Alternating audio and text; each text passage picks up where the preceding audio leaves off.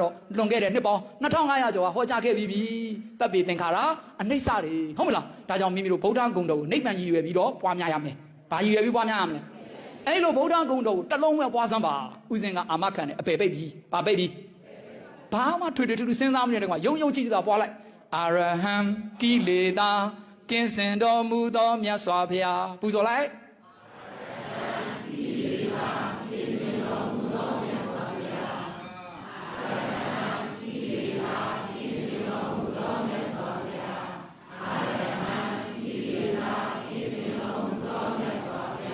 အဲ့ဒီလိုပွားရင်ကိုရှာဖွေတာတွေ့လာလိမ့်မယ်ကြားလားဒါကြောင့်မို့သူတစ်ပါးတွေကိုရှာဖွေနေတဲ့ဗဟိတကိုရှာဖွေတာနဲ့ကိုရှာဖွေတာမှာကိုရှာဖွေတာကအမြတ်ဆုံးပဲဟုတ်ပြီလားဗုဒ္ဓဂုဏ်တော်ကိုပွားများနေခြင်းဟာကိုရှာဖွေနေတာပဲသဘောကျလားဦးဇင်းပြောတာအဲ့လိုကိုရှာဖွေခြင်းအစ်စ်ကိုတကယ်ကိုဗုဒ္ဓဂုဏ်တော်ပွားများနေတဲ့ပုဂ္ဂိုလ်ဟာပြစ္ဆုတ်ပံမှာကြိုက်တဲ့အန္တရာယ်ကြုံအစ်စ်ပဲတုံလုံးမှုမရှိဘူးကြောက်ရွံ့မှုမရှိဘူးထိတ်လန့်မှုမရှိဘူးသူရင်ထဲမှာဗုဒ္ဓဂုဏ်တော်ပဲထုံမှန်းပြီးတော့လောကဓာတ်ကိုရင်ဆိုင်ဖို့အစဉ်သင့်ဖြစ်နေတယ်နောက်ဆုံးမရဏမင်းနဲ့စစ်ခင်ရတဲ့အချိန်မှာလည်းပဲတခါတည်းနျူကလ িয়ার လက်နက်ပိုင်ရှင်လိုပဲနျူကလ িয়ার လက်နက်ပိုင်ရှင်ကတခြားသောတိုင်းပြည်တွေကိုတိတ်ပြီးတော့ကြောက်ရွံ့စရာမလိုသလိုပဲနောက်ဆုံးမရဏမင်းနဲ့စစ်ခင်တဲ့နေရာမှာအကောင်းဆုံးလက်နက်ပိုင်ရှင်ဖြစ်နေမရဏမင်းကိုပြုံးလေးနဲ့စစ်ခင်ဖို့နော်အစဉ်သင့်ဖြစ်နေလိမ့်မယ်သဘောကျလားဦးဇင်းပြောတာ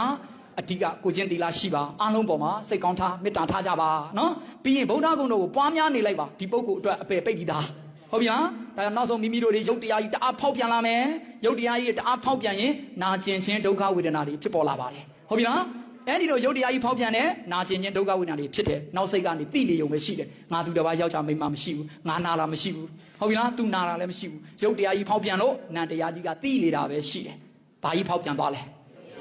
နောက်စိတ်နံတရားကဘာလုပ်နေလဲသိဒါပဲဖြစ်ပေါ်နေတဲ့